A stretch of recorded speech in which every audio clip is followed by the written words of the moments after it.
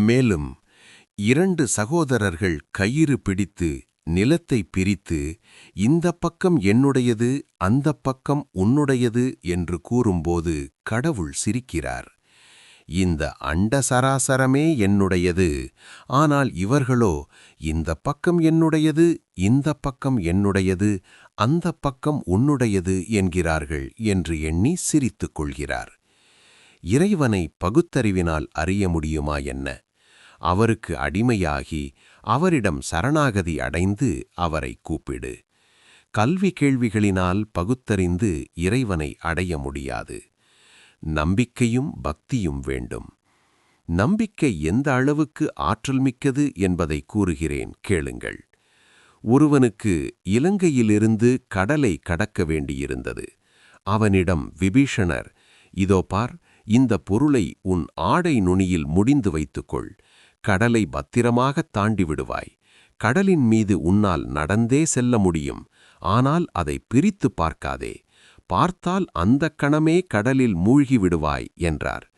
அந்த மனிதனும் கடல் மீது நன்றாக நடக்கத் தொடங்கினான். நம்பிக்கை அவ்வளவு ஆற்றல். கொஞ்ச தூரம் சென்றபோது அவனுக்கு ஓர் எண்ணம் தோன்றியது. விபீஷணர் அப்படி என்ன பொருள் கொடுத்திருக்கிறார்? இதைக் கொண்டு நீரின் மீது இவ்வளவு எளிதாக நடக்க முடிகிறதே. உடனே முடிச்சை அவிழ்த்துப் பார்த்தான். அங்கே ராம் என்று எழுதிய ஓர் ஓலை இருந்தது. அதை கண்டதும், ஓ, இவ்வளவுதானா என்று நினைத்தான். அவ்வளவுதான். உடனே கடலில் மூழ்கிவிட்டான். அனுமனுக்கு ராமநாமத்தில் நம்பிக்கை. அந்த நம்பிக்கையின் வலிமையால்தான் கடலையே அவர் தாண்டினார். ஆனால் ராமனுக்கோ பாலம் கட்டித்தான் கடக்க வேண்டியிருந்தது என்று சொல்லப்படுகிறது. இறைவனிடம் நம்பிக்கை இருந்தால் பாவம் செய்தாலும் மகாபாதகம் செய்தாலும் எதற்கும் பயப்படத் தேவையில்லை. பரவச பக்தி என்றால் இறைவனை நேசிப்பது என்பது பொருள். யார் பிரம்மமோ அவரையே தேவி என்றழைக்கிறோம். நிர்குணமானவரே சகுணமாகவும் உள்ளார். யார் பிரம்மமோ அவரே சக்தி. செயலற்றதாகத் தோன்றும்போது அவரை பிரம்மம் என்கிறோம். படைத்து காத்து அழிக்கும் செயல்களை புரிவதாகத் தோன்றும்போது ஆத்யா சக்தி என்கிறோம், காளி என்கிறோம். நெருப்பும் அதன் சூடும் போல் பிரம்மமும் சக்தியும் வேறல்ல. நெருப்பு என்றவுடன் சூட்டை புரிந்து கொள்கிறோம். சூடு என்றால் நெருப்பை நினைத்து கொள்கிறோம். ஒன்றை ஒப்புக்கொண்டால் மற்றொன்றையும் ஒப்புக்கொண்டதாகிவிடுகிறது. பிரம்மத்தையே அன்னை என்று அழைக்கிறோம். அன்னை ஆழ்ந்த அன்பிற்கு உகந்தவளல்லவா? இறைவனை நேசிக்க முடியுமானால் அவரை அடைய முடியும். பாவனை, பக்தி, அன்பு, நம்பிக்கை. மனம் இறைவனில் லயித்துவிட வேண்டும். அவரை ஆழ்ந்து நேசிக்க வேண்டும். அவர் அமுதக் கடல் அல்லவா? அதில் மூழ்கினால் மனிதன் இறப்பதில்லை, சாகா நிலையை அடைகிறான். இறைவனை அதிகமாக நினைத்தால் மூளை குழம்பிவிடும் என்று சிலர் நினைக்கின்றனர். அது உண்மையல்ல. ஏனென்றால் அவர் அமுதக் கடல்.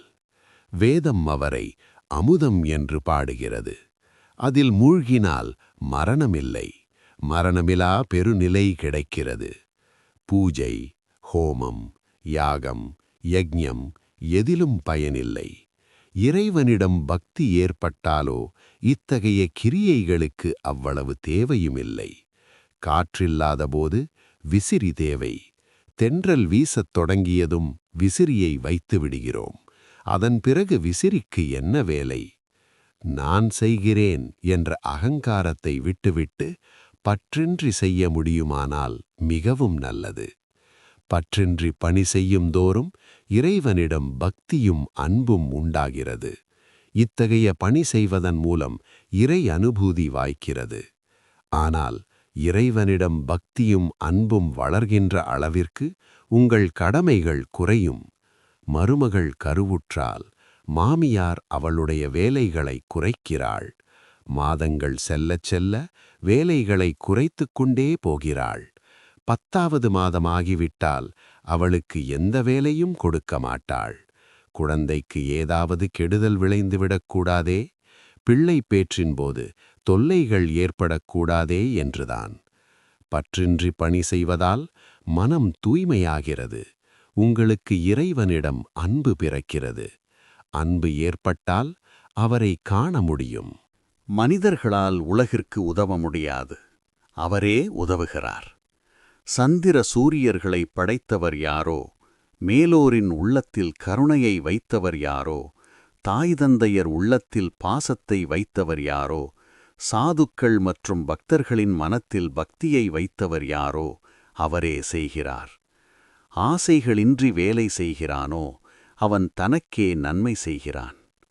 உள்ளே பொன் உள்ளது, அது இன்னும் உங்களுக்கு தெரியவில்லை. மண்ணால் சிறிது மூடப்பட்டுள்ளது. ஒருமுறை தெரிந்துவிட்டால் எல்லா வேலைகளும் குறைந்துவிடும். மருமகளுக்கு குழந்தை பிறந்துவிட்டால் குழந்தையை பார்த்து கொள்வதும் அதை கொஞ்சுவதும் குலவுவதும் தான் அவளுடைய வேலை. வீட்டு வேலை எதையும் மாமியார் அவளுக்கு கொடுப்பதில்லை. இன்னும் முன்னேறிச் செல்லுங்கள். ஒரு விறகு வெட்டி கொண்டு வர காட்டிற்குச் சென்றான். பிரம்மச்சாரி ஒருவர் அவனிடம் முன்னேறிச் செல் என்று கூறினார். முன்னேறிச் சென்ற அவனுக்கு சந்தனமரம் கிடைத்தது. சில நாட்கள் கழிந்தன. முன்னேறிச் செல்லுமாறுதானே கூறினார், சந்தனமரத்துடன் நின்றுவிடச் சொல்லவில்லையே என்று நினைத்த விறகு வெட்டி மேலும் முன்னேறிச் சென்று பார்த்தான். வெள்ளிச் சுரங்கத்தைக் கண்டான். சில நாட்கள் கழித்து மேலும் முன்னால் சென்று பார்த்தான். தங்கச் சுரங்கத்தைக் கண்டான். அதற்குப் பிறகு வைரம், மாணிக்கம் எல்லாம் கிடைத்தன.